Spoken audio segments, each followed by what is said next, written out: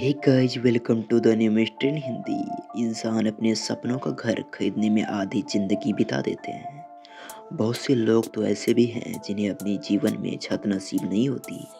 Derek व मरिया broad भाग्यशाली थे जो उन्हें अपने सपनों का घर खरीद लिया था।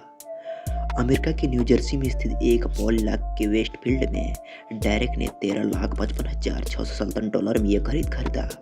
डेरेक अपनी पत्नी मारिया और 3 बच्चों के साथ जल्द से जल्द 6 बेडरूम वाले शानदार घर में शिफ्ट होना चाहते थे। सब कुछ तो ठीक चल रहा था लेकिन थोड़ा रेनोवेशन का काम बाकी था। यहाँ तक सब ठीक था।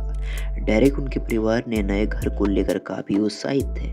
तभी डेरेक के साथ कुछ ऐसा हुआ जिसने उनकी रातों की नींद उड़ा दी। दरअसल डेरेक एक दिन जब अपने नए घर की पेंटिंग का काम देख रहे थे तभी उसे उसके एक लेटर बॉक्स से चिट्ठी मिली। चिट्ठी में सबसे पहले तो उन्हें नए घर की बधाई दी गई थी। इसके बाद चिट्ठी लिखने वाले ने लिखा था कि इस घर पर नज़र रखी जा रही है। लिखने वाले का दावा था कि उसकी पशु तो इस घर पर नज़र रखे हुए है। 1920 के दशक से उसके दादा ने इस घर पर नज़र रखी है। 1960 के बाद उसके पिता ने तथा अब वे इस घर पर नज़र रख रहे हैं। उसने डेरेक को यह भी लिखा था कि वे नहीं जानते कि इस घर की दीवारों में क्या राज दफन है। चिट्ठी लिखने वाले ने अपने नाम की जगह दी वाचर लिखा था।